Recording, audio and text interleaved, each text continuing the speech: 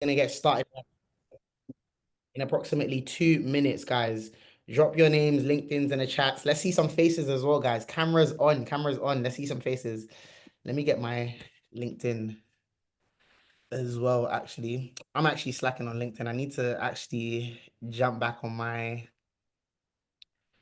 hustle on LinkedIn. I'm trying to get to 30K followers this year. Not this year, sorry, I lied. In the next quarter. Names and LinkedIn's in the chat, people. Let's all connect. Let's all network. Perfect. Hi, y'all. Good to see some people from yesterday as well. We'll get started in approximately 1 minute. Mm, okay, perfect. We still have a couple of people dialing in as well. Demi, I know you've obviously got the links readily available to application. Yeah, all ready to go. Perfect. Yes, we'll get connecting people. Names and LinkedIn's in the chat, guys. There's like 33 people here. Like, we need to see like 33 names and LinkedIn's in the chat, guys. Thank you, Anne. Thank you, Demi. Hey, Abdi. I'm recognizing a couple of people from yesterday. Nice to see some cameras on as well, guys. Don't be shy. Don't be shy. Keep them coming. Hey, Lillian. Okay, it's 6:05, so we'll just get started because I really want to be prompt as well.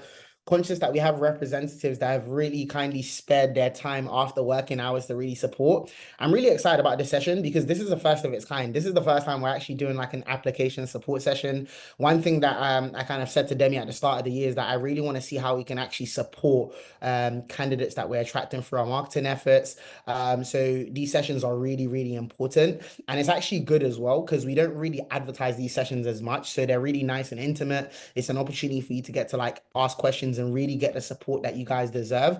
To accompany these sessions, we have the best career coach in the game. I speak highly of her. I recommend her to everyone, like, even before like I actually knew her on a personal level. We have Farah, the official grad coach. I'll hand it over to her in a second to introduce herself, but she's kindly spared some time to really give you guys some insight and tips to really support the application process. She's helped a lot of grads get opportunities. This is actually like her full-time job that she actually does this, so she's the best of the best, and I speak highly of her.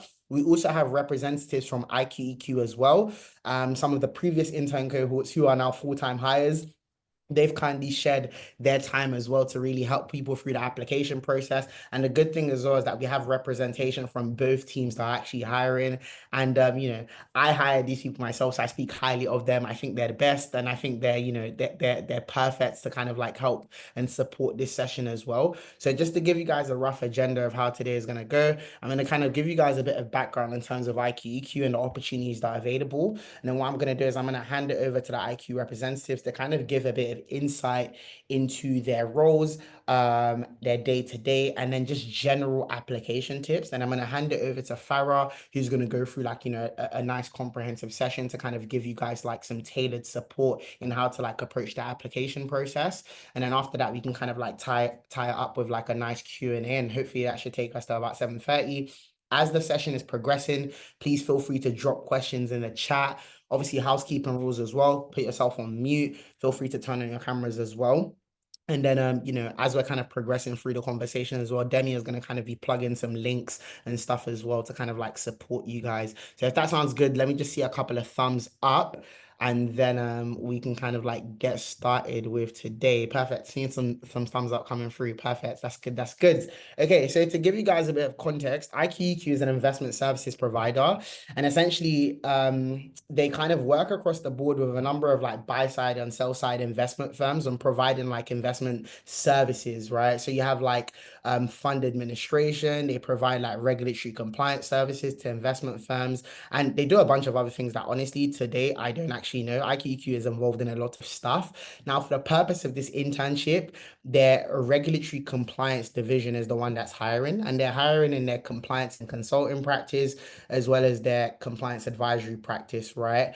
And the whole idea is that this is a 3-month paid internship that's going to be happening over the summer with the opportunity for a full-time role as well.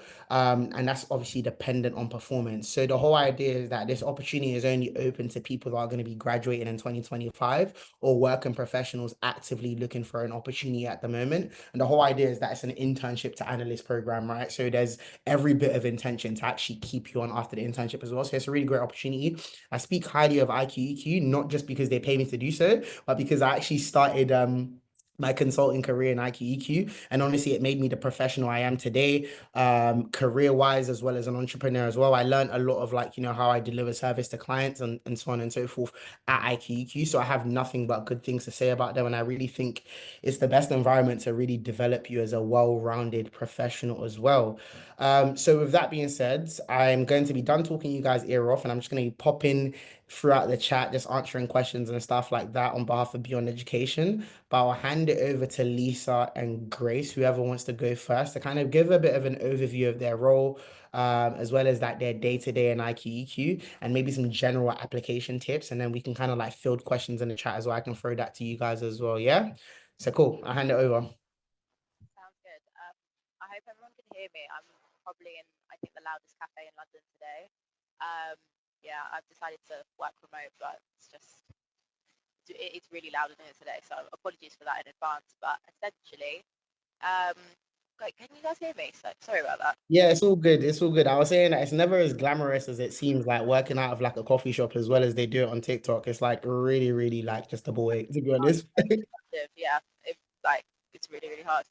But essentially, my name is Grace. As mentioned before, I'm currently working at IQEQ. I'm a convert from the previous internship to analyst program, which was also the compliance consulting program that sat within the RegCom business. So when we talk about the RegCom business, that's an abbreviation for regulatory compliance. So we deal with, in the finance industry, the role of regulatory compliance, and those two words are definitely buzzwords in the sense that they feel all encompassing. So I would say if I was to describe my current role at IQEQ, I would say it has evolved as such that when I first joined the firm as an intern, it didn't necessarily exist.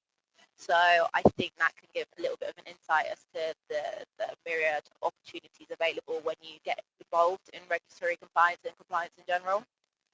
But essentially, my day-to-day role is an investment analyst. I would say if I were to maybe change the role title a little bit, I would call it investment governance analyst or investment product analyst.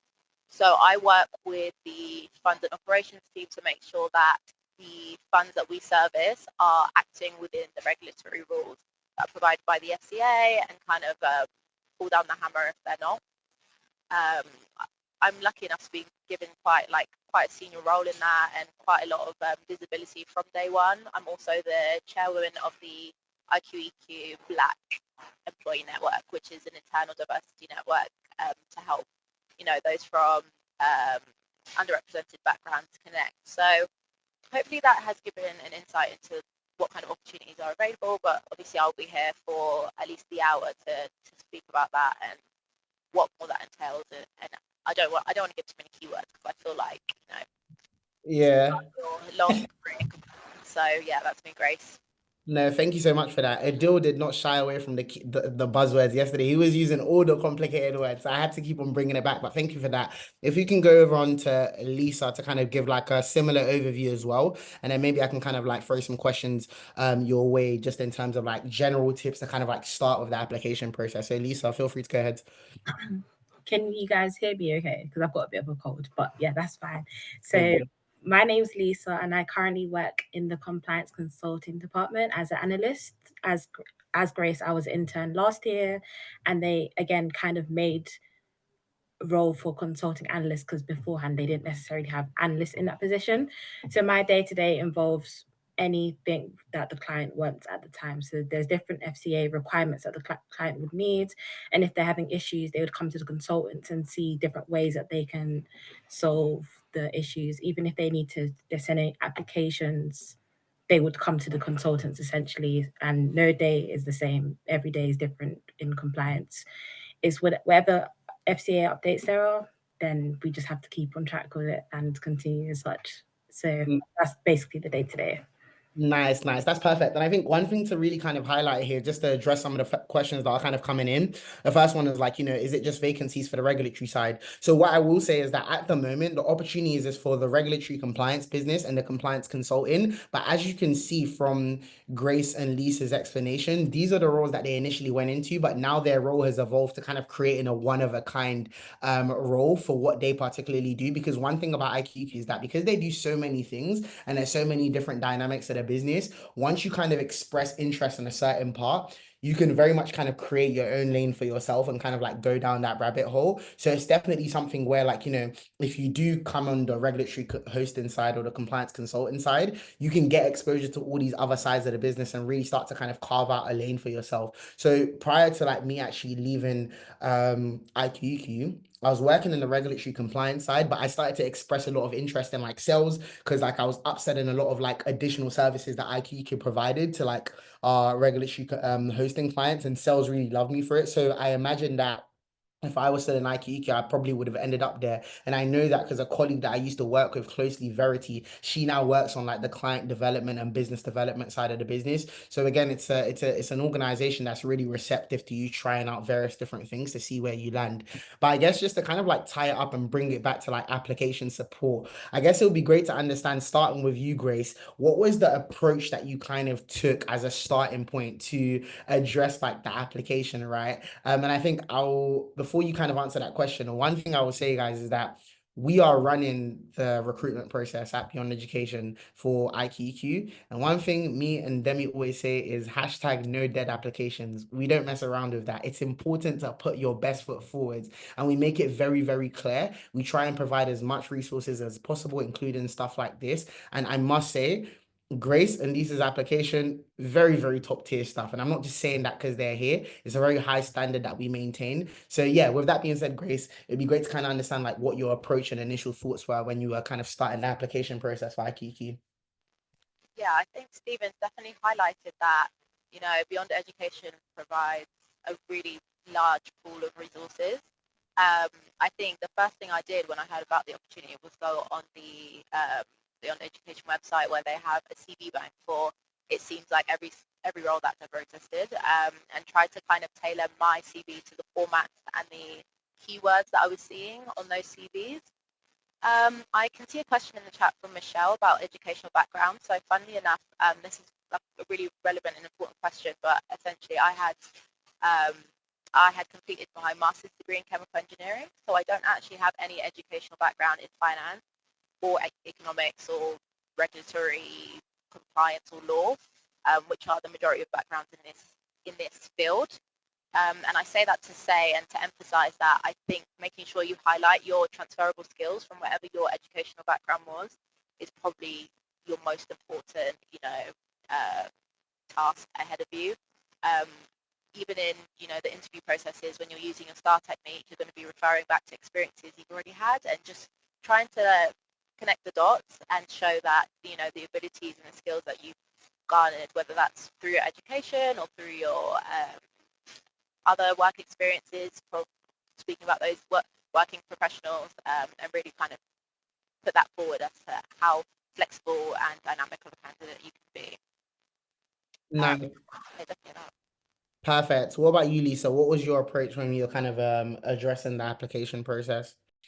Similar to Grace with the application process, one thing I did look at is Beyond Education, they have the cover letter, because that was my main thing. I was struggling before applying for this job, looking at cover letters, how to answer particular questions and actually showing a genuine interest, because before this job, I had no idea what compliance was. I didn't know much of the compliance industry. However, I showed an interest, and my background's a bit different because I did study accounting and finance, but there was modules within my finance modules that had a bit of risk, a bit of compliance, but not fully the exact thing. So I would say definitely know why you're interested in getting that job, because I know a lot of people do multiple applications, but why this job specifically are you interested in? Yeah. Perfect. Go on, Grace. Is there anything you wanted to cover? Yeah, so in the chat, there's a question about specific skills or knowledge needed to succeed in the internship.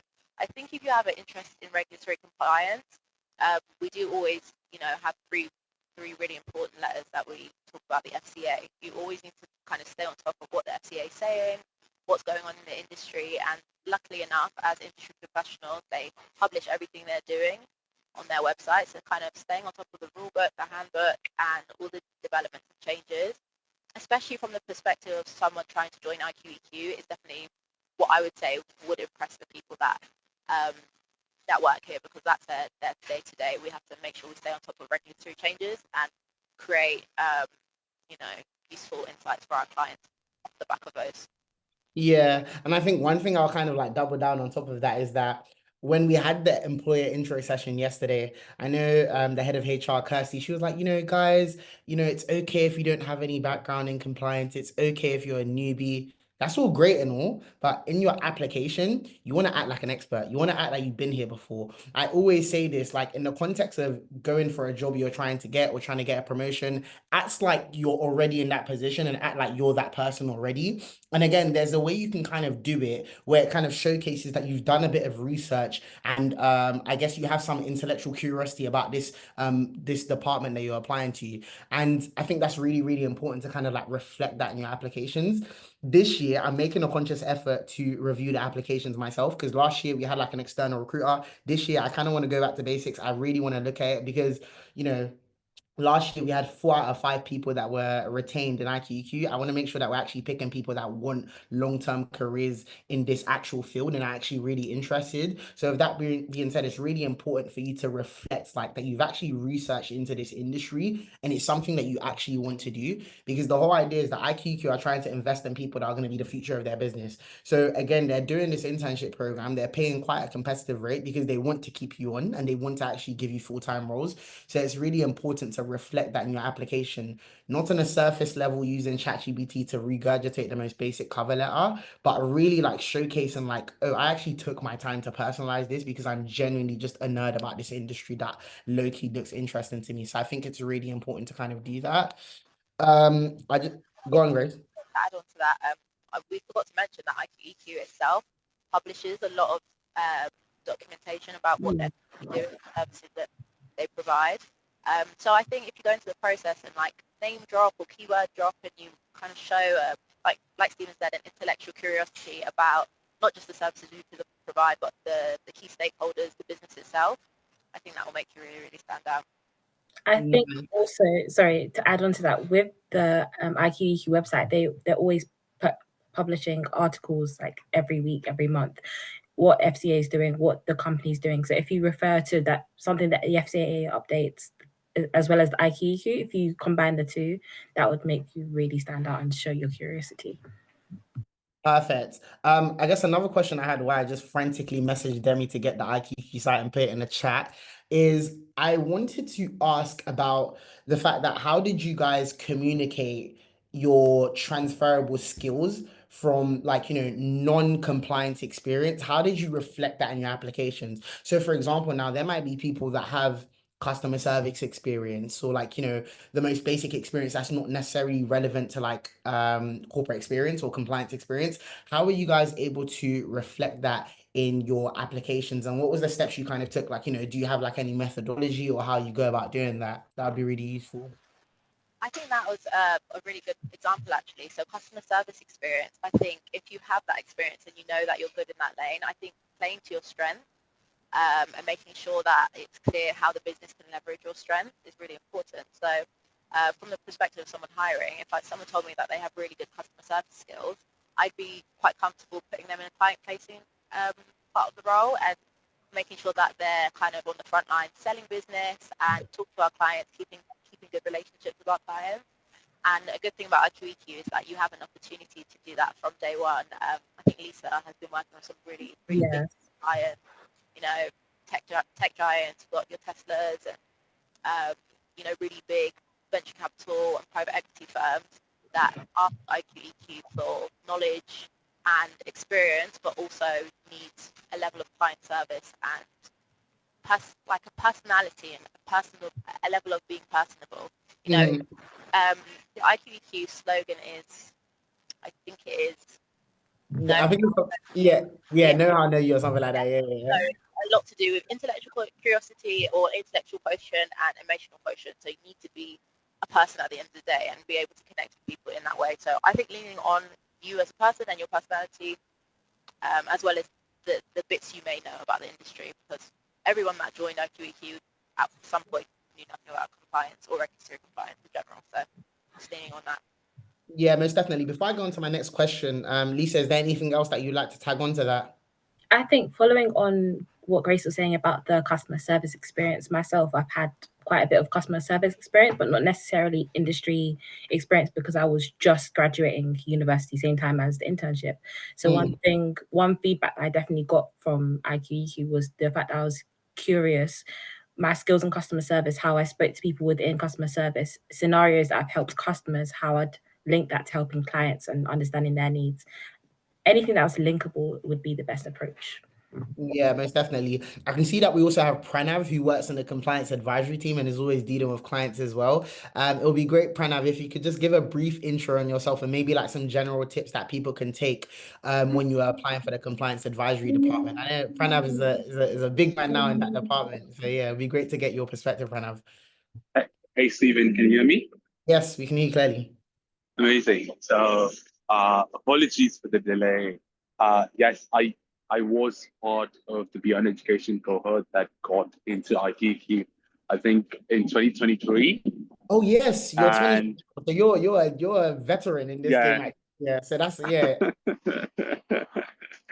yes, exactly. And I essentially joined the compliance advisory team, dealing with appointed representatives and helping them with all queries. So essentially, I didn't want to use the word appointed representative, but it's just smaller investment firms essentially, and what they want. And since then, I have actually moved on from IQEQ. Oh wow, okay, and that's nice. and got an in-house role in compliance at a larger US investment firm. But Nice. essentially, I wanted to add what Stephen touched on earlier in his question regarding how to express transferable skills in the interview. Essentially, just very hyper focus on the job description and look at what skills they need and question yourself as to how you have those skills. Like I literally took a piece of paper and jotted down, looked at my experiences and saw how my experiences would be beneficial in this specific skill. So like you said, if somebody has customer service experience, I think Grace touched on it, but in all the internships you're applying for, there is the client-facing job. There is a role where you would be out and speaking with clients. So your understanding of dealing with problems, essentially telling clients like difficult situations and difficult solutions would be handy in this. Nice. No, thank you so much for that, Pranav. And I think that's really practical advice to kind of take on. And one thing that I really want to touch on as well is that obviously Pranav, stayed in IQEQ for the best part of like 1.5 to 2 years, and now has like, an even better opportunity in another firm. And I probably shouldn't be saying this, but IQEQ is also a good springboard for you to like, find another like lucrative career in this field. And it's something that even happened to me as well. I stayed in IQEQ for about 2 years and I went on to work in private equity and I went on to work in asset management as well. So I even know a lot of people that worked at IQEQ, left IQEQ and came back on higher salaries and so on and so forth. So it's a great I guess role that really exposes you to so much that it can take your career in a variety of directions, at least within the finance space, investment space, and consulting space. So that's just something to note. I want to kind of like end this session at 6:30, just in terms of like the Q&A for the professional, so we can get onto Farah's session. But a question here that came through that I'm just going to address quickly. Is there a word limit for the cover letter or each question? I would stick to like 600 words overall. But honestly, as long as everything that you include is relevant and you answer the questions to a T and make me and Demi's job easier when we're reviewing, that would be great. Questions for the team and Stephen. Advice for career switchers from working contracted projects and translating these into tailoring applications. I think the general tips that like have kind of been given before in terms of, really hyper focusing on the job description and seeing how like the relevant skills you have like translates to like the requirements on the job description is useful. Is that 600 words per question? No, 600 words overall for the cover letter how many stages are there for this application? So there's going to be a screening stage that's going to be hosted by like the Beyond Education team, and by Beyond Education team I mean me. And I'm not going to catch you out. I'm literally just going to be assessing like your interest in actually working in the field and in IQEQ long term. And then after that, there's going to be a 1 to 2 stage process with IQEQ. They're trying to see if they can consolidate it into one stage, but make it really comprehensive. So maybe like you do like, competency based and then do a case study and so on and so forth, but maximum 2 stages. And then after that, it's like straight offer. So it should be a very straightforward process. We're also going to host another session like this for interview prep as well. And yeah, a number of resources and things that should also help you in that regard. So yeah, I think that pretty much covers all the questions there. I'm gonna pause now. I'm gonna hand it over to Farah to kind of do her questions, and then hopefully, like, just before we get to the hour, before the IQEQ representatives have to leave, we'll kind of address any general questions as well that they have to kind of like wrap up the session. Amazing. Am I able to share my screen? Oh yeah, it looks like I am. I just wanted to give a little introduction for anyone who doesn't know me, albeit I then started to look through the chat and I saw that a couple of you are not only following me, but you've reposted some of my content. So shout out to you, Anne Emmanuel, because you shared one of my posts the other day. I appreciate you. But yeah, for anyone who doesn't know me, just to set the scene, it's lovely to be here this evening. I'm Farah, also known as the Grad Coach on socials. And just to give you a bit of a backdrop, before I became the Grad Coach, I was a hiring manager, among many other hats that I wore quite quickly after graduating myself. So that was interesting, having a very quick switch over from grad to graduate employer. But yeah, I have personally hired well over 200 students and grads into part-time and full-time roles. And since becoming the Grad Coach, I've worked with over 170 of you one-to-one to get into some of these companies that you see in front of you. But what I would say is, yeah, we've got some heavy hitters here, the big four, big consulting and other places, but there's many other places that you might not have even heard about, but are just as reputable, just as exciting as a place to start your career. But yeah, so hopefully that sets the scene a little bit today. I think the best place I want to start actually, and just to get everybody on sort of the same page about what my vision for this mini session is, I'm going to give some general tips and tricks when it comes to CVs, applications, but equally I do want it to be quite tailored to IQEQ and the very personal questions or challenges that you might be facing when putting your application together. So yeah, I'll aim to be brief and then give maximum time for Q&A.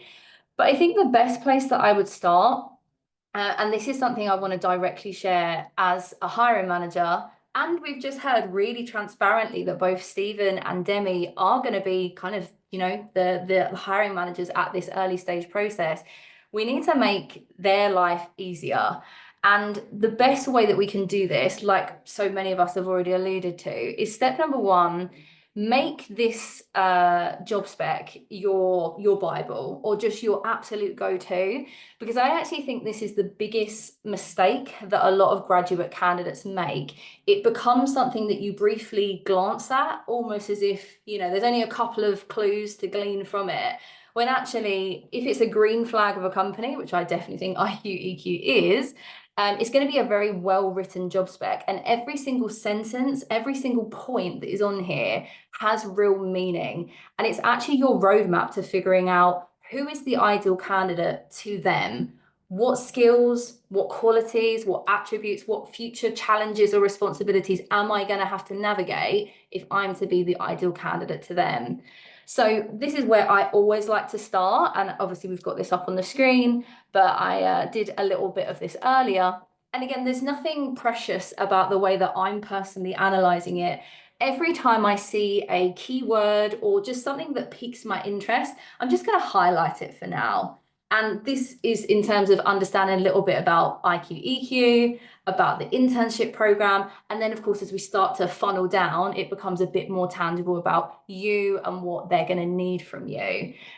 So I think this is the first place to start. And hopefully some of you have, even briefly had a look at this, but obviously you can have a copy of this or take inspiration from what I've got here.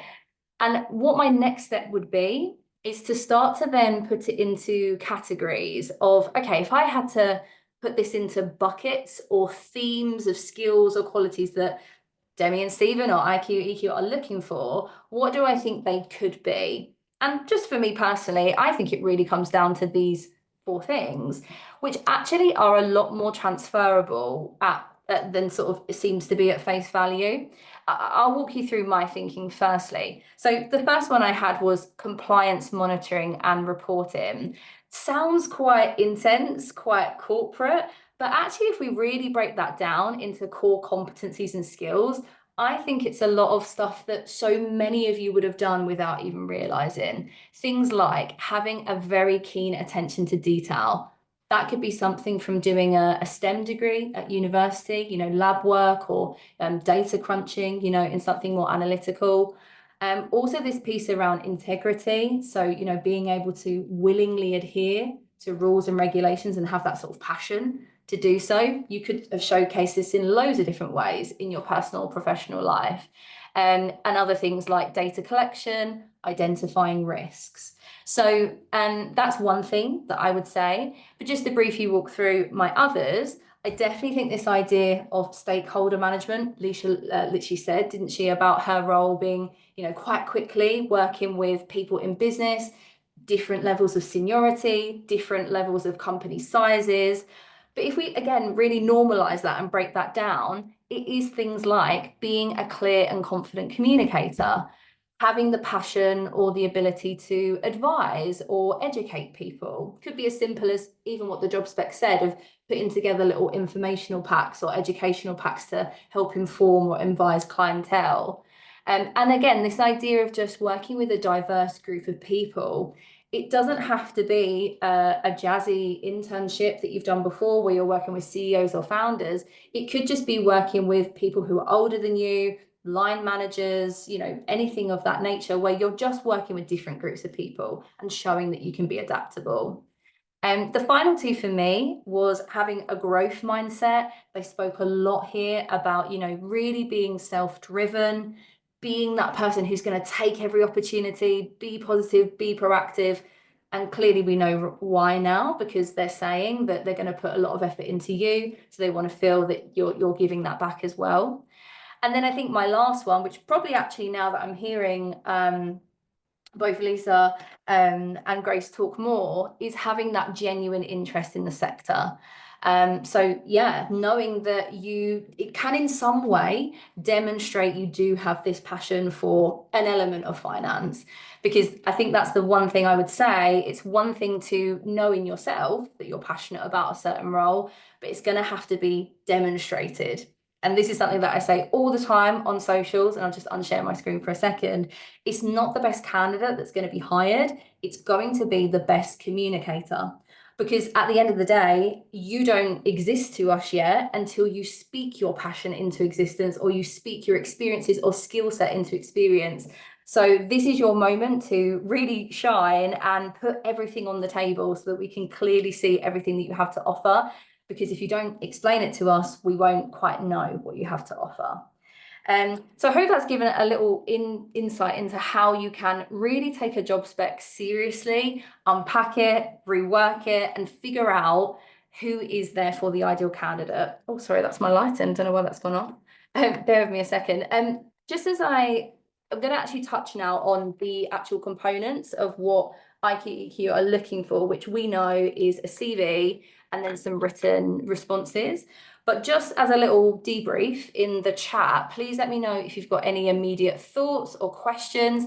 Let me know equally if there was anything different in the job spec, or even just what both of the ladies have shared so far about what it's actually like in these kind of roles that you think are important to bear in mind in your application. So just, yeah, continue to share in the chat. And if I pick up on any, we'll be happy to share more. But I think maybe the next place to start is thinking about your CV.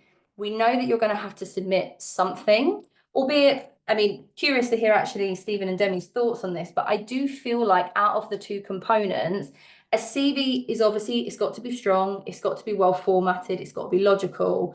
But I do feel like the differentiation points are going to come from your written responses. I don't know, Stephen, can you confirm or deny that? Yeah, most definitely. I think that's really important, actually, a point that you mentioned, because at this stage, because we're not looking for someone that has extensive experience in compliance, there's not really much that their CV is going to do. It's really more of a formality and just understanding that, okay, cool, you have like, I guess, quantifiable metrics and things to kind of like showcase that you have relevant transferable skills. But the cover letter and the questions that we've kind of asked is really where we get to kind of understand a bit more about you, and more importantly, like your interest and passion, like, for the industry that you're looking to kind of like go into. So that's really where we're going to be assessing and getting a bulk of what we want from candidates. And I think it's really important to say as well, if you ignore adding the cover letter, your application is going to get aired. I'm just going to be so real with you. If you add a CV twice instead of writing a cover letter, your application will get aired. Again, we're running a very strict process, and if there are people that can actually be bothered to sit down and type out a cover letter,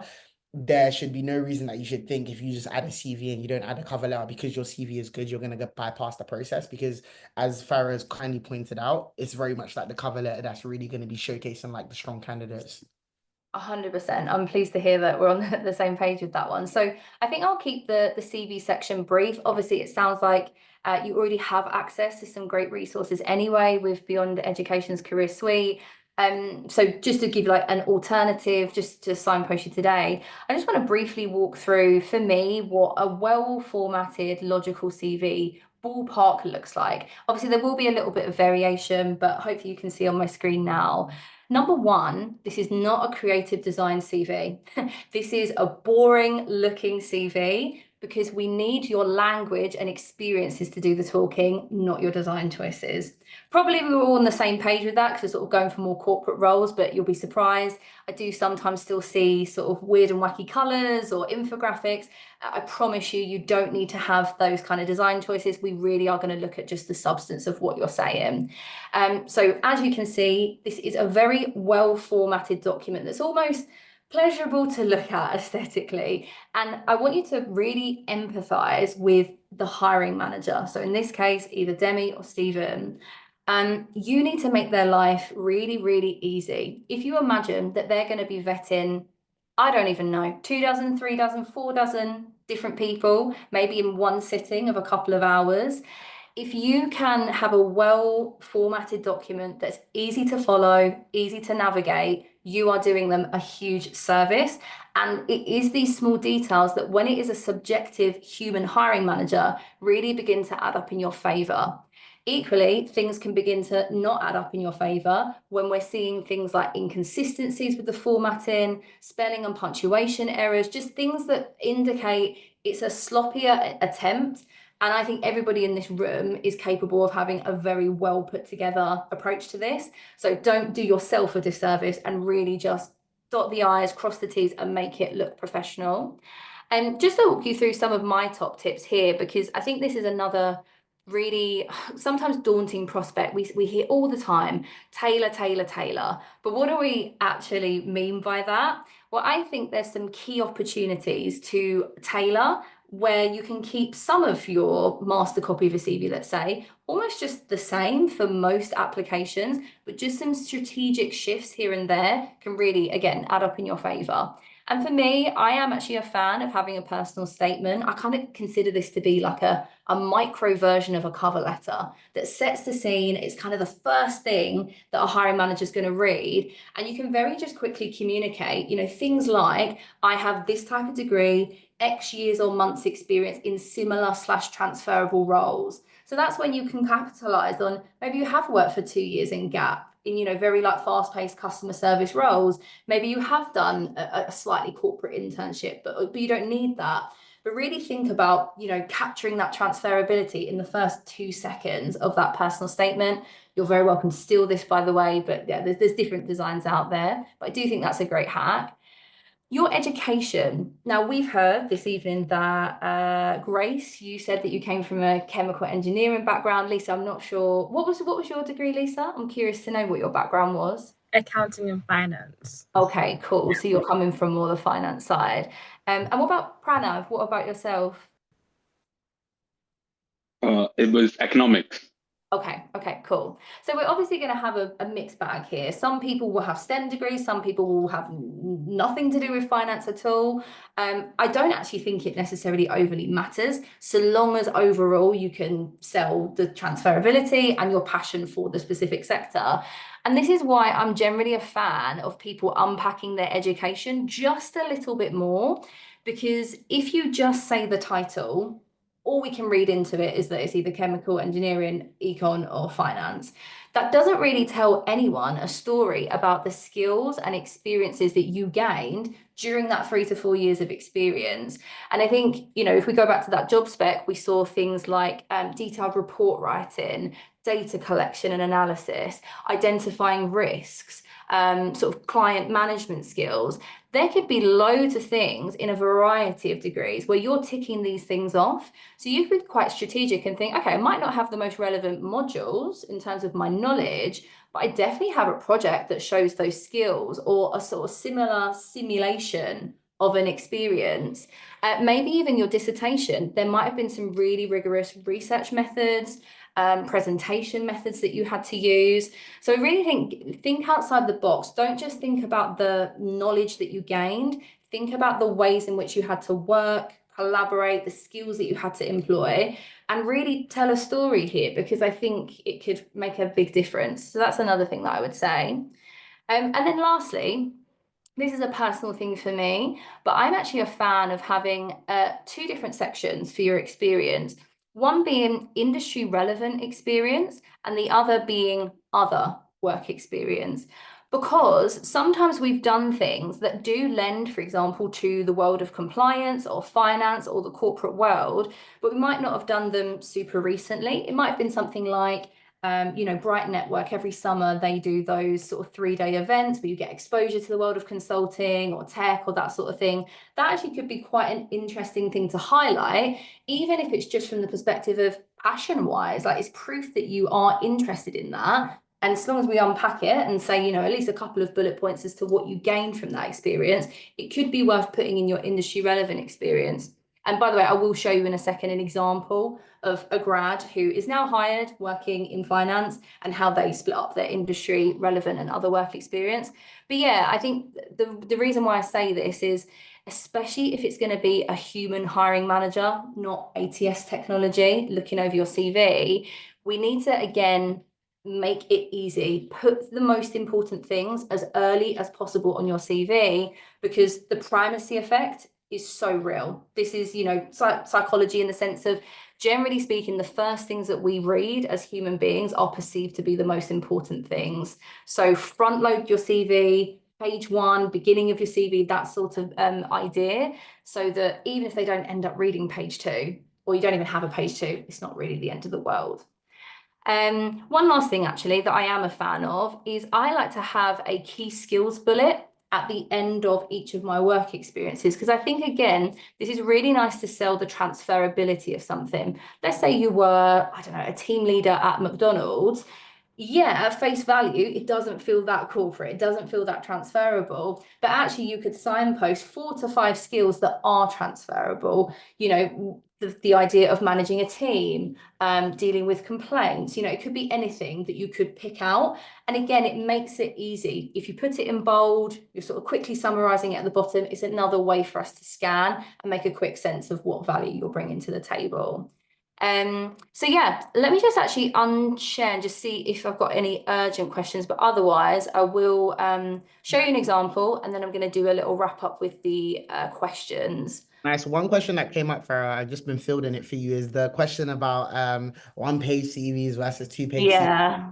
I quickly answered by just saying, look, it's relevant content over anything else, at least from my perspective when I'm reviewing a CV, but it would be great to get your take from, you know, the hours Yeah. I put in.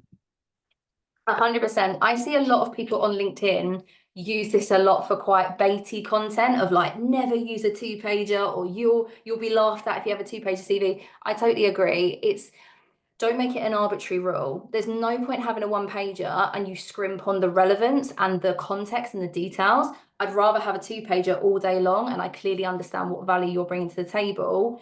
But equally, I don't want you just to give me a 2-pager if you can drop a few things and make it a bit more concise. So 1 to 2 is fine, but I wouldn't go more than 2 because it does need to be a CV, not the Great American Novel. So that's Yeah, my I think 2 cents. something that you also mentioned as well, Farah, which I never really thought about, but also front loading your CV of the relevant experience. Because 9 times out of 10, at least when I've reviewed CVs in the past, if I find what I need in the first like 3 lines, like I don't even need to look at the rest. I'm like, okay, yep, cool, ticks that. I kind of get a sense and an overview of like, okay, this is a well-written CV. So I'm not even going to look at the second page. So I think that front loading bit with the relevant stuff is important. And I think, you mentioning that you're trying to make the hiring manager's job easier. The minute I have to do extra work to like really start to look and squint and find like, the relevant bits, like you've already lost me there. So yeah, that's a valid point, guys. Put the relevant context and things at the top of the CV as much as possible. Yeah, 100%. And actually, when we look at an example CV now, you'll see how far I go with this primacy effect and front loading. Because another thing that is a little bit debatable, it's not like one golden rule, but I'm very pro this type of strategy. Some people have different formats for their exact bullet points. And I noticed that some people tend to put their quantifiable results, if they even include them, at the end of their bullet points. To me, that doesn't make any sense because we read from left to right, top to bottom. I want it in the first 5 words of a bullet point because then arguably I don't even need to read the rest of the bullet point. I'm already compelled by the amazing result that I've just heard. So yeah, just to sort of zoom in and show you again, this was for a big grad scheme for Lloyds, of which they were hired. We were leveraging ATS keywords and phrases as well. So I don't usually have things in purple. It's just to show where we use the ATS keywords to our advantage. But hopefully, irrespective, you can see this is a really nice introduction. It doesn't actually sound that clunky, despite us dropping in ATS keywords and phrases. We're still going for that, nice subjective finesse, as well as objectively ticking off some keywords. Obviously, they've unpacked their education a little bit more. But the thing I really want to zoom in now here is this industry relevant work experience. Because again, you do not have to be the perfect candidate. It is okay if you don't have a shiny internship or work placement with the Big Four or a huge consultancy firm. It's actually not necessary. Stephen and Demi have said that. So please take them at face value and know that you are worthy of going for these roles. But equally, the onus is on you as the candidate to present it in the most compelling way. So my advice is for every single one of these bullet points, I follow the following method or sort of template.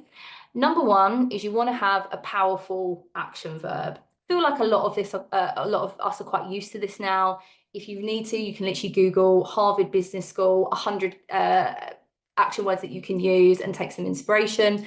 Don't feel, by the way, you have to use the soaring ones of like spearheaded or like engineered. If you can just say created or managed, don't feel like you have to sound smarter than what it needs to be. Clear over clever in my books. But yeah, we've got here managed, solved, generated, reduced. These are all quite nice. So that's the first thing. Then, like I said, the next thing is I would love to have a quantifiable result at the very beginning of every bullet point. And the way I would unpack this is have a numerical amount, a percentage, or a monetary amount. And you might be asking yourself, do I have these stats? Is it possible for me to come up with these? Yes, 100% it is. I promise you, I've worked with so many grads now one-to-one, and I have never failed in helping them to come up with stats. And it's not about you overextending yourself, pardon my French, you bullshitting people. It's not about that. It's just coming up with the strongest framing of what you actually did do.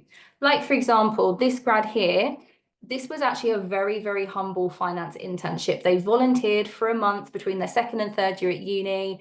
Like I say, completely unpaid for 4 weeks, but it was a great way to get them exposure. And how they quantify things, they said they learned 3 new accounting softwares in the first 2 weeks. So again, showing that quick adaptability, that sort of growth mindset. They're talking about how they completed 200 weekly invoices. So again, high, fast-paced work.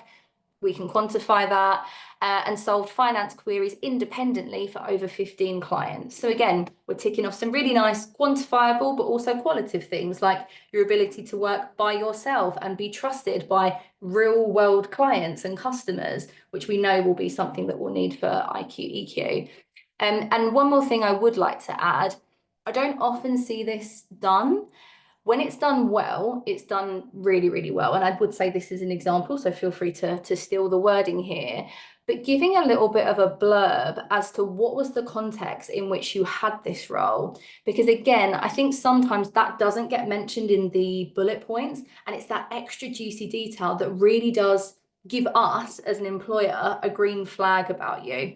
For example, this person here, I would have never known this unless they told us. They worked as a solo junior intern, working in an established team of 15 accountants, as well as financial and business advisors. A lot has been communicated in a short space of time here. You were the only intern. You had to join a fully established team. So you have to quickly assimilate and, get used to all the rules and procedures. And you're working with more senior people. So already just so much that we need for the IQ EQ application is being ticked off. And even this one here, this is voluntary and essentially a hobby. It's you being a society treasurer at university. But again, I don't want anybody to underplay this, because when we actually unpack what this person did, it was pretty significant. For example, managing an annual budget of over £20,000. That's a lot of money as a 20-year-old, a 19-year-old to be thinking about and making strategic commercial decisions with. They also generated 2 new sponsorship deals, which increased their club funds by 45%.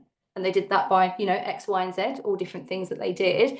And another example, reducing club costs by 15% by doing things like renegotiating deals, doing X, Y, and Z. So actually, it doesn't really matter that it was part-time. It doesn't matter that it was a society treasurer role. What matters is that you're someone who, again, pardon my French, can just get shit done and can actually perform. So in a way, it doesn't even matter that it's not necessarily corporate finance. It just shows something about your character and your ability to get things done. And this little blurb here, just to wrap up this section, we're saying that they were an elected treasurer for an 120-person club, working within an executive committee of 15 during their second year at uni. Again, says so much. They were elected. It was a big society. They had to collaborate. It was during their second year of uni. So hopefully that does paint a little bit of a picture of how you can bring the transferability to life and really tell succinct and objective but powerful stories about who you are, where you're coming from, and what you have to offer. Just before we go to the final section about the application questions, I just want to quickly see in the chat if there's any themes that are cropping up. Yeah, I think the employer representatives have been doing a good job of just answering questions. Oh, Thank you awesome. for that. I think there was something I wanted to mention and it's just skipped my brain. I'm so sorry. But I'll just address the question that was in the chat right now. What would a team structure be in an internship? So obviously they're hiring through compliance consulting and the regulatory hosting side of the business. But in terms of what the split looks like, it's a bit unclear at the moment. However, there's one job description which very much covers the RegCom team as a whole. So it doesn't really matter the competencies that's needed is the same for both roles. So if you apply to one, you basically get allocated or have the option to basically pick which role to kind of go into in that respect. So it should be all good. Yes, the point has come to my head. I think one thing that Farah was kind of mentioning is that, it doesn't matter what level of experience you have, as long as you can communicate that in the most effective way possible to showcase impact. And I think at this stage, at this level of recruitment, we're not judgmental in the experience that you have, because again, we don't expect you to be an industry expert with 5 years of experience. So if you can find a way to showcase that, your 3-month stint in the society department was actually transferable in relation to this role, that's absolutely fine. I'm not going to be oh no, there's only it's only a society role, I'm not looking at it. If you can communicate that transferable skills really effectively without me having to do the extra work of really trying to connect the dots, you're going to be put through the application process. And I think, as Farah said, it's not really about inflating the experience in any way possible. It's just about, being transparent about what your impact was. And you know, exactly what you did. Before I hand it over to Farah to continue, I'm just conscious that, you know, our employer representatives are going to be leaving in 2-3 minutes. So, you know, if there's any final questions that you have, please drop them in the chat now so we can like pretty much address them. But I think they've done a good job anyways of kind of communicating their day-to-day, how to kind of communicate your transferable experience as well. I've noted down as a to-do for Demi to kind of pull up successful CVs and applications from the interviews. We'll make them anonymous, obviously, and we can list them on the site as well, so you guys have enough inspiration and material to kind of support you in this application process. But hopefully you guys have found this session useful so far. I'm gonna take the fact that if there's no questions that have come in, it seems like everybody feels like, you know, they've got like good value from our employer representatives. So if you can just drop a thank you to them before they leave, that would be much appreciated. And I'll hand it over to Farah to kind of like bring us home, if that's all right. Guys, let me see some thank yous. There's like 45 people in the chat. Perfect. Thank you coming through. Thank you guys so much. Thank you, Lisa. Thank you, Grace. Thank you, Pranav. I really, really appreciate you guys actually taking the time out to come and speak to us. And yeah, our community is very much appreciative of that. And yeah, guys, don't be a stranger as well. Demi has actually created an alumni chat. Feel free to get active in that. Sorry, going off on a tangent here. If you ever want to negotiate like new salaries and stuff like that, that chat, that's why it's there. We're always trying to provide like, you know, ongoing support and stuff like that. If you want to get the bag, Lisa, you know where to message the chat, and we've got you. But thank you guys so much for joining. I really do appreciate it. And I'll pass it over to Farah to hopefully bring us home and wrap up the session real soon. Yeah, 100%. Lovely to meet you all, by the way. Yeah, some great examples this evening of what's possible when you get into these kind of roles. I'll keep this bit a little bit brief, but I just wanted to give you my sort of very personal take on some of these questions, because again, the biggest question or concern that I hear from grads where it's these very open forum questions is just like, is there a right answer that I need to give? Or is there a better answer to give? And I think that can breed a lot of self-doubt of like, is this a good enough experience, or should this be more professional, more corporate somehow? My advice is to really take each question at face value and think holistically. What is the most powerful example that I could share? So the first one here is, what's one achievement that you're proud of? And they are literally saying personal or professional.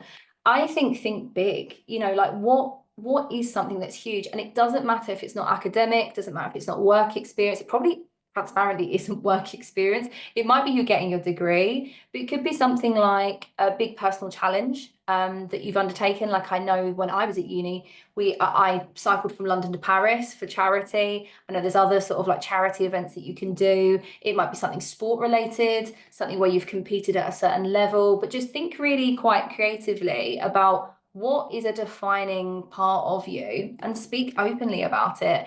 The thing is that we tend to want to put something maybe a bit more professional and corporate, but then you end up sounding like everyone else.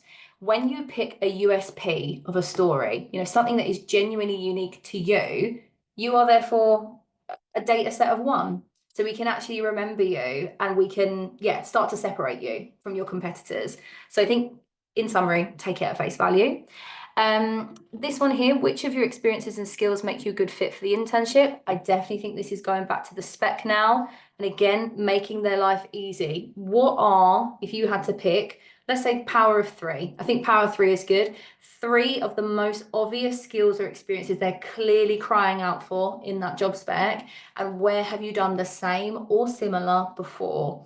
And my best advice here is try not to just make an unsubstantiated claim. Try to always anchor it to what, like signpost us to where have you done similar before, in what type of role or what type of experience, and try to give us, if you can, a little bit of a quantifiable stat. It could be as simple as stakeholder management, you working for the last 3 years as a team leader at McDonald's, where you serve 300 plus daily customers, and maybe obviously unpack that a little bit more. But that's a really great way just to quickly and concisely say, yes, I've done this before with a diverse set of people, and here is my evidence. So don't be shy. Stats are not just for your CV, by the way. I hear this a lot of, oh, but you know, I already said it in my CV.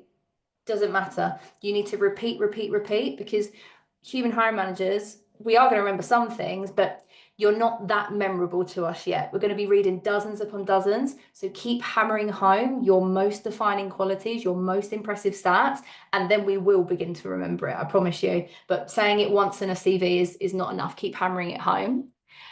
This third one here, what attracts you to the field of alternative investments and compliance? Please just, I know it seems cliche of like be yourself, but please be genuine. Like, what has actually brought you to the call today? What is inspiring you to take up this role? I think the one thing that I would say that like it isn't advised to say is sort of the personal perks of like 29 grand salary. Like, yeah, that's good. Like we love the money, like we need the money, but try to think like irrespective of money, what's the intrinsic reason why you are drawn to this? And whatever that is probably the good enough reason, but just be brave enough to say what is actually interesting you and why. Same I would say with IQ, EQ, but again, I try to go a layer deeper than just looking at their website. Obviously, you've done a great thing this evening. You've literally come along to an insight session and you've heard it from the horse's mouth. You've heard Pranav, Lisa, and Grace share their own kind of unique stories about what they like about their role, what's challenging them, that sort of thing. So you can quote some of that. You can say, I attended this insight session and I particularly found this interesting to learn about the company, and then maybe expand a little bit more. But use some of the things that essentially not every single candidate is going to say, and make it genuine. And then the last thing, I love this question, by the way, talking about USPs. What unique value would you bring to the team? And one last thing I want to end on today is Grace made an excellent point earlier about coming from an alternative background like chemical engineering.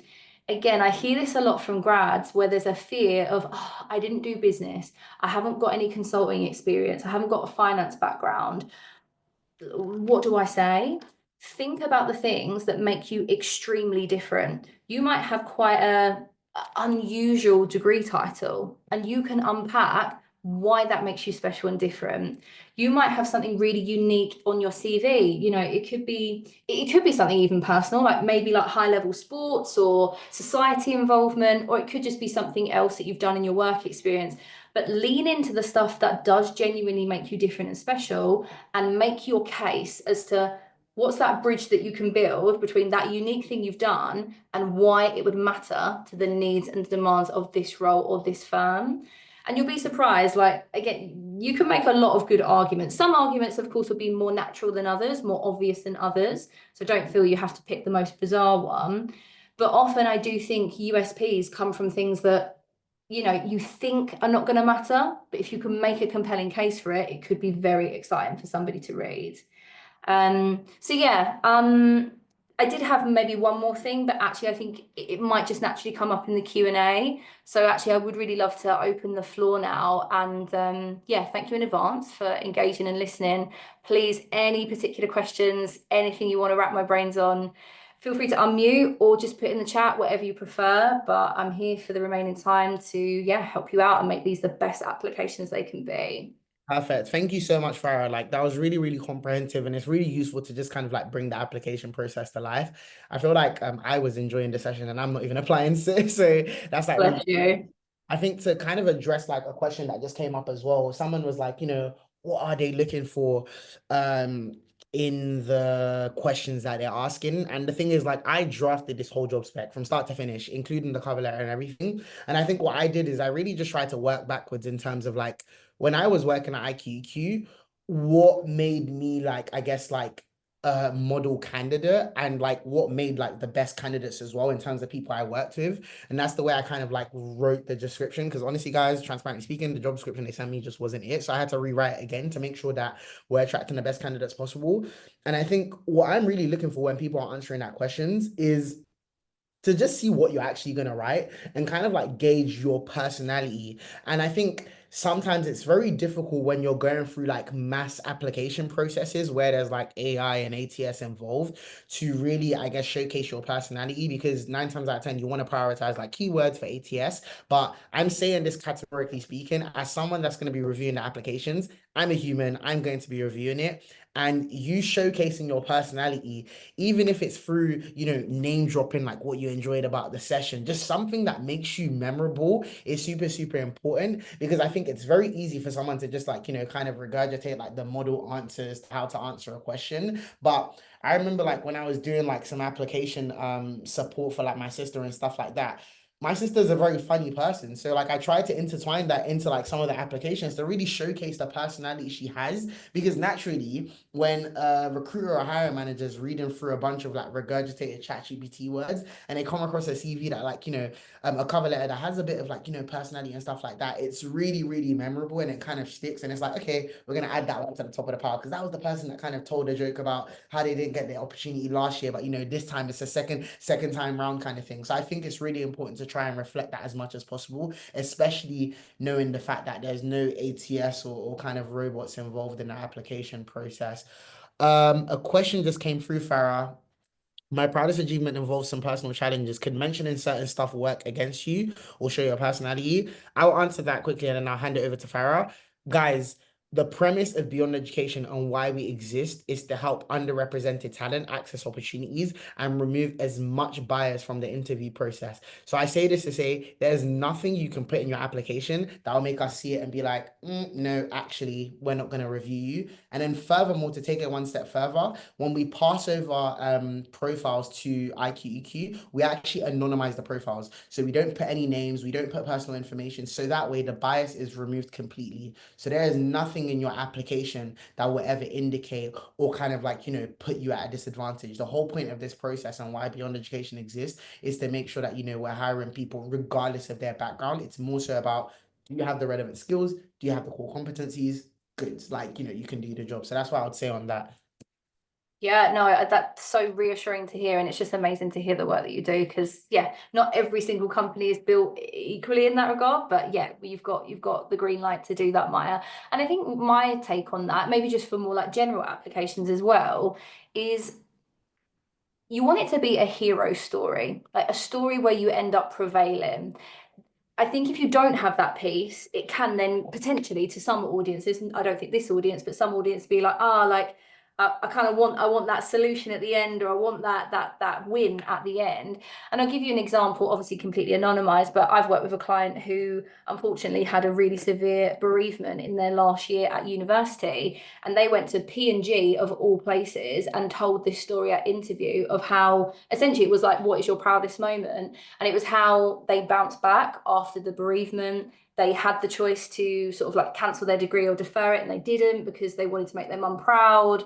And like, it was the most beautiful, poignant and powerful story I think I've ever heard. And even just the kind of the balls to even say it at such a corporate place said a lot about their character as well. So I think like right place and right time and the right framing of it, like it could say more about you as a candidate, not less. So play around with that and be brave, take those risks. Let's see if there's any others. Hey Samuel, you're saying, how do you interweave? Oh, I think Pranav, you've got that one. So awesome. Let me just see if there's anything more I might add to that. How do you interweave personality into your cover letter?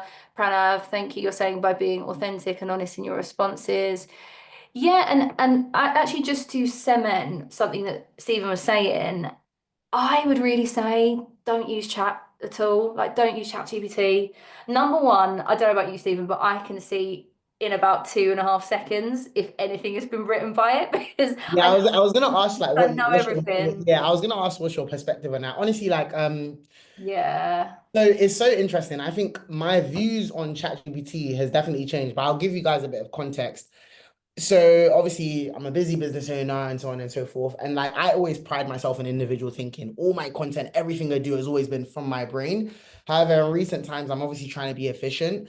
However, what I don't use ChatGPT for is like first principles thinking. So you always want to use your brain, your knowledge first. You should be able to look at something, or if someone asks you a question, and you should have immediate thoughts. The minute you go into ChatGPT to be like, what do you think? At that point, it's not really you anymore. Like it's ChatGPT. So I say this to say, if you were going to use AI in any capacity, leverage your original thoughts first, and then you're using AI as a sort of like I guess like supporter. So one of the things I use AI for is like for grammar, for example. So if I write like a LinkedIn post like raw, I'll just run it through ChatGPT so it can correct errors or things like that, or finesse it or something like that. But the basis is it's my original thought. Now I wouldn't advise this for like mass applications because some organizations are investing in a lot of tools that actually like detects a lot of AI. So it's better to kind of use original thought through and through. For the purpose of this application though, I think your original thought should be the foundation of anything that you kind of like write up. And if you want to use AI, use it as a supporting piece. But again, as Farah mentioned, I can suss out like AI generated stuff from like a mile away. And that's not with any fancy detection tools. That's just like me reviewing applications and kind of like, seeing it. It's very, very obvious sometimes. So I think it's really important to kind of just, approach with caution and try and use diligence, like, when using AI, and just use it responsibly. That's what I would say on that front.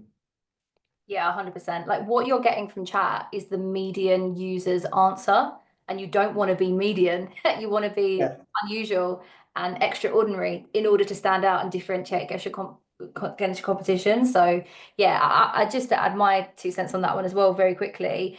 I think it's a great summarizer. So if you've got a word count and you're like, oh, I'm like 200 words out, like just can you rewrite it for me as 500 words? But again, I wouldn't even necessarily use it, but just see as inspiration. Oh, that's how they cut that down. Right. They took 3 sentences and made it into one. Cool. I can use that to inform my writing style. So a great sort of example, but not something to be overly relied on, I would say, at this stage. Yeah, no, most definitely. Another thing as well, like I have a friend that actually works on like AI and machine learning, and something she brought up the other day, which I didn't even think was a thing, is that apparently AI hallucinates sometimes. So Yeah. I found sometimes I'll look at certain applications where it just looks like a bunch of regurgitated words, and it's clear that the person probably just put the questions in and said, "Yeah, give me something for this," and just put that in without actually reading it. But it actually doesn't make sense. Like, it's literally just like regurgitating a bunch of stuff because you've probably over prompted it like 75 times, and it's just like, look, I'm tired. Like, here, just take what you get kind of thing. So again, it's really important, guys. One thing that we're really trying to assess, and just to give you guys a bit of transparency, beyond education success is measured in how long we can retain people when they go into these roles, right? Because again, IQQ are investing a lot of money into this program to make sure that they're hiring people that stay long term. That is the most important thing, right? So again, this is a very competitive process. They've increased the salary year on year, and they're trying to do this to make sure that people actually stay. So with that being said, when I'm screening candidates, and the reason why I'm coming back in the recruitment process is because I need to make sure that if I'm putting you in front of IQQ, you are 100% sure that this is a career path that you want to go down. So with that being said, the standard, the bar is really, really high, and making sure that, you put your best foot forward and really expressing like you actually want to be in this role. And if you don't, that's absolutely fine. We have other opportunities with other employer partners as well. So it's just important to kind of really note that. Someone asked a question which I think I can cover. I know you mentioned, but do you mind specifying the available roles and streams one more time? Yes, for sure. So the RegCom division is the division that's hiring. Now, within the RegCom division, you have compliance consulting, investment funds and operations, and regulatory compliance. Now, the compliance consultant and regulatory compliance hosting department are the ones that are actually hiring. However, you get exposure if you work in any of these roles. You get exposure to the whole RegCom ecosystem as a whole, and other departments within IQQ as well. And there's so much things to sink your teeth into, especially in the London office. You can Pranav is one to testify. You can collaborate with like a bunch of different people and really have coffee chats with anyone. But those are the kind of 2 departments that are hiring. Now, when you go on the website, you are just going to see one role. I've kind of added this as a to-do that I was going to delegate to Demi. I might split out the role so you can kind of see like what the compliance consulting and the RegCom department looks like, but it's more or less the same competencies anyways. It's just that one is like, heavily client facing, and one is just more so client facing, but still with other technical elements as well, but it's very much the same competencies. But yeah, all the tips that Farah kind of mentioned today still very much stands. And this session is going to kind of be available. The recording is going to be available by Friday, hopefully. I'm saying this like Demi's not the one that's going to be doing it, so I'm just speaking for her, but it should be hopefully available by Friday. And that's going to be available via the newsletter as well, all the information needed and so on and so forth for you to actually put your best foot forward, all the resources as well. Applications are going to be closing on April 6th. midnight. So, get your applications in as soon as possible. There's nothing else on our side that you kind of need to do. I'm going to leave Demi to kind of find the application, like, so she can kind of drop it in the chat. But yeah, all the resources and everything available on our website should definitely help you as well. Just to specify, I think someone missed it. The roles that are hiring is in the compliance consultant division and regulatory compliance hosting division. But then you also get exposure to the IQEQ's whole ecosystem as a whole and all the different things available as well. It looks like we're kind of like getting towards the end of the session as well. Honestly, I really, really like the session. It's really nice and intimate and just like really engaging as well. And yeah, I feel like the overview that Farah gave is like really useful, and also just having like the employer representatives as well. That's like really, really helpful. If you guys can just drop thank yous in the chats for Farah, and I'll kind of hand it over to her if there's any last minute bits of advice that she wants to cover as well. Yeah, thanks, Stephen. Just, yeah, thank you so much for having me. I wish you every success. And it seems like, in a world where job hunting can feel like it's rigged against you, this type of initiative is rigged for you. It's giving you permission to be yourself, take risks, speak your mind, and share your genuine interest. So this is probably, I would say, some of the most human recruitment processes. I mean, I used to be a human hiring manager, but you're literally meeting Stephen and Demi, who are going to be assessing this. So you can't really get much closer than that. So yeah, I just wish you every success with just put in what you want to say, what you think you need to say, and trust in your gut. And what will happen will happen. But I'm sure there's going to be some great applications coming through. So exciting for the guys to read them. No, nice, most definitely. Thank you so much, Farah. I really, really appreciate you taking the time out as well. Guys, Demi has dropped all the links. There's going to be a follow-up email shortly with direct links to the applications and also a nice 1-minute feedback to give us as well, because it really informs how we can make these sessions better for you guys as well. We have a bunch of opportunities, not just at IQEQ, but also Octopus Energy Group as well, who they're made up of about like 3 subsidiaries. So there's like a bunch of roles there as well. I'm going to do a little hint as well. We just signed BBC, so there's going to be a bunch of tech role opportunities as well. I'm working really, really hard, guys, to make sure that we're getting a lot of employers across like a variety of different industries as well. So stay plugged into the website. If you don't get this one, you're definitely going to get the next one. There's a lot of opportunities coming. And then we have a final virtual event for IQEQ to cover like interview prep as well, if you do get onto the next round. But I'll leave you guys to save about 10 minutes of your time. I feel like the first session that we've done has been a bit of a success, and now we kind of know the format. So we'll probably limit these sessions to 1 hour and 30 minutes now. And that seems like that will be optimal. And hopefully you guys have all the information you need to make these successful applications, because like we said, guys, no dead applications. Dead applications get ed. But I leave you guys to it. Thank you so much, Farah. And yeah, have a good evening, guys. Amazing. See you around. See you later, Okay. everyone. Bye bye. Guys.